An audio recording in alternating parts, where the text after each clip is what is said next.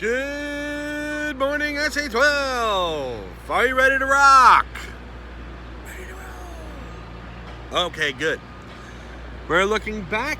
Happy Tuesday. We're looking back at a story called Biblioburro. Okay? Biblioburro, and we're going to find out what's going on. Well, we left off yesterday when he said he's going to read a book and bring home another one, and his wife, Deanna, started grumbling.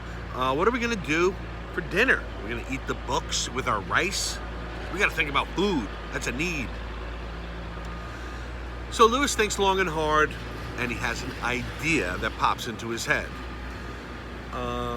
He says he can bring books to a faraway hills to share with those who have none.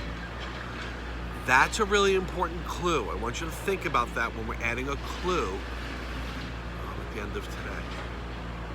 One burro can carry books, and another burro can carry me and more books. So we really want to focus this week on the author's purpose. Why did he write the story?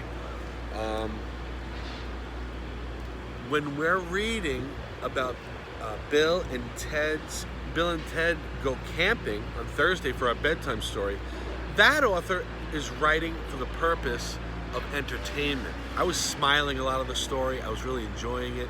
It was entertaining. It was interesting. It was funny. So that author's writing for the purpose of enjoyment. Some bad stuff happens when they're camping, and they kind of laugh at it a little bit. Because it's that stuff, sometimes camping is not always exactly actually, maybe it always is. We'll see. So let's continue down the road of the story and get into the next part. So he goes out with his own money and he buys 2 sturdy little burros. What's a burro? He buys 2 of them. Donkey. If you guessed donkey, that's correct. Burros is the Hispanic word for donkey. He builds crates, like boxes, to hang on their backs and paints signs that say Biblioburro, the Burro Library. Then Deanna fills the crates with books. Did you catch that? I hope you did some careful listening.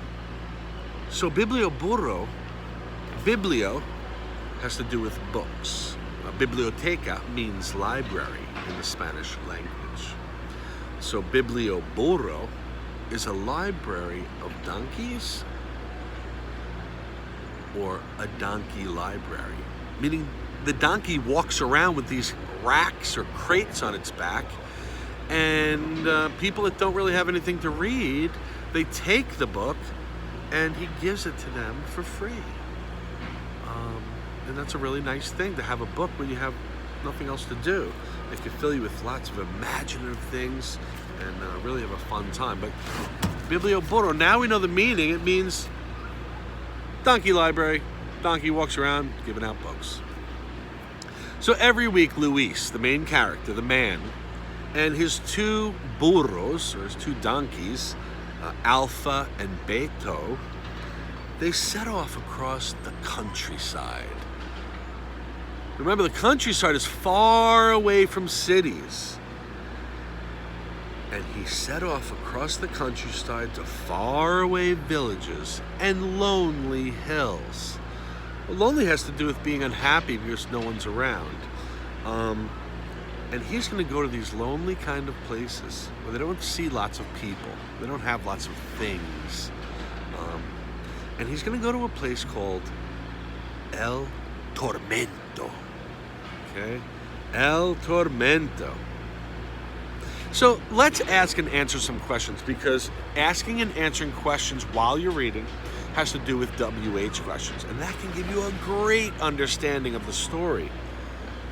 Why are Luis, Alpha, and Beto going to a town called El Tormento? What are they going to do there? Well, they're not going there for a birthday party. They're not going there to have pizza. They're going there to help people. Just like Debbie from our last story, who helped people get electricity, he's helping people get books. books, you can learn new things. You can make, smarten all the things that you don't really understand and get a great understanding of it. And you can read for different reasons, just like we talked about in the author's purpose. You can read to understand new information. You can read to smile and laugh, to entertain. It's funny, exciting, interesting, action-packed. And then we can read to persuade, all right? And I know last year the students in my class did some persuasive posters. They tried to talk people into bad habits. And one of the bad habits that we did a poster for was smoking. Smoking is really bad for your health.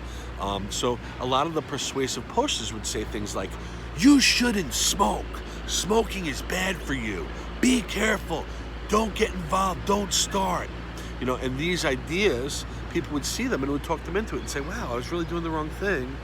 These grown-ups are thinking, and then maybe it'll change their mind, and these people that care about them, especially their children, could speak to them about that and maybe try to help them in some way, because these little minds and these ideas coming from children can kind of definitely stick up here when we hear it from somebody special like that. So why is he going there? Pass out the old books. Awesome. So now we're going to be adding our first clue to our author's purpose author's purpose chart, okay? It's called a graphic organizer. It organizes ideas nice and neatly. We're gonna come up with 2 clues. And the first one is gonna be about him traveling to a faraway village to bring people what? You're gonna be writing the first clue. Not me. All right, I'll see you tomorrow when we continue the story. Biblioburro! Till next time, everybody. Keep up the good work. Remember, hard work works.